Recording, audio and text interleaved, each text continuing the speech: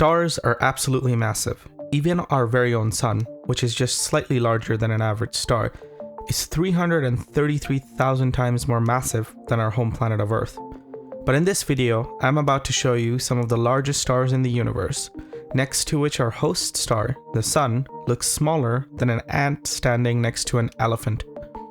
Some of these stars are astonishingly large, and some of the stars in this list would even swallow our own home planet of Earth if it replaced the Sun. That's right, some of these stars are larger than entire orbits of some of the planets in our solar system. So how big do these space giants get? Let's take a look in the Ideaverse. The first star on our list isn't the largest, only large enough to engulf the orbits of Mercury and Venus, leaving the Earth safely outside its borders. We've known about this star for centuries, as it is the brightest star in the Cygnus constellation. The star's luminosity is between 55,000 and 196,000 times higher than the Sun, but its distance makes it only the 19th brightest star in the night sky. If this star was placed where our Sun is today, the Earth would be its closest planet, and our planet would most likely be a desolate and burned husk compared to what it is today. It is very unlikely that, had this star been at the center of our orbit, that planet Earth would have any chance of harboring life. We call this little supergiant Deneb, and it will grow even larger before it burns out. The next star on this list, Alpha Herculis A, also known as Razzle A, is a star that exceeds even the last one in size, being big enough to have a radius that exceeds the orbit of the Earth itself. This red supergiant is only about 2.18 to 3.25 times more massive than our own Sun, but has a radius that is 260 to 300 times larger. The star emits between 7 and 9,000 times more light than our host Sun. It's a pulsating variable star whose brightness varies in periods anywhere between 100 days up to a period of a few years. Razzle A is a star nearing the end of its life and is very quickly ejecting its material, creating a cloud that stretches to about 900 astronomical units. Eventually, this star will putter out once it's ejected most of its mass and remain as a white dwarf surrounded by its planetary nebula. We can go even larger. The next star exceeds the orbit of planet Mars. Antarus A is the brightest star in the constellation of Scorpius and has a reddish glow when viewed under visible light. This star is known as a red supergiant, amongst the largest classes of stars that we have observed.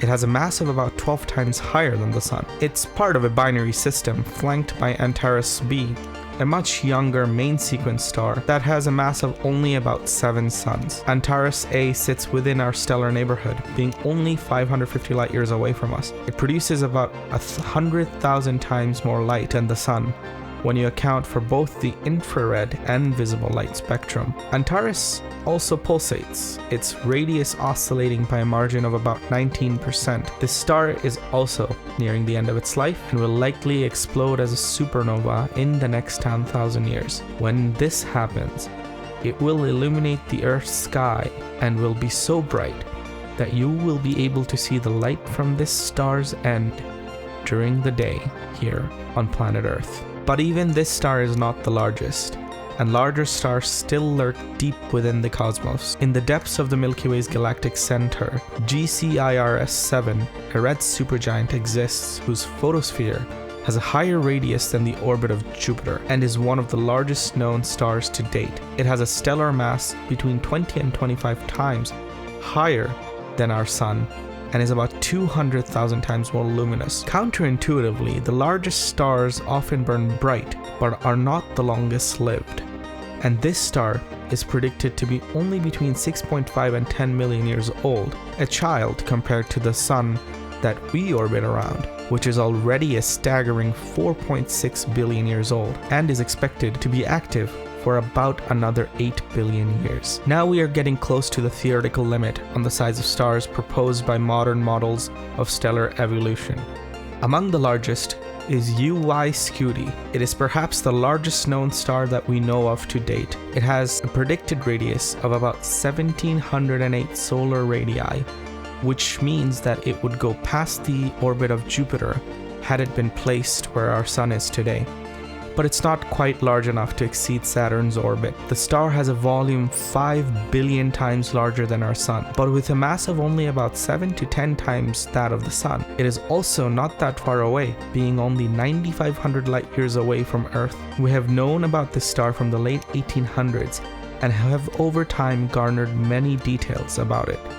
It is a red supergiant and is so large that an object orbiting the star at the speed of light would take over 7 hours to make one revolution around the star. If we lived on a planet around the star orbiting at the Earth's current velocity around the Sun, it would take the equivalent of 8 Earth years for us to make one revolution around this star. This star will eventually get brighter and brighter as its core begins to fuse heavier elements, and will eventually explode as a massive supernova. We will definitely make another video specifically on this monstrosity, so make sure to be subscribed for that, and make sure to like this video while you're there. We have yet to discover stars larger than UY Scuti, so we can find stars that are at least large enough to be bigger than the orbit of Jupiter, but no star has yet been discovered that is large enough to go too far beyond that point.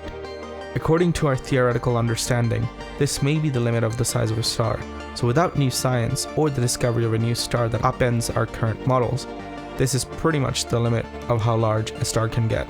But regardless of how large or small a star is in the sky, there is always more to be discovered.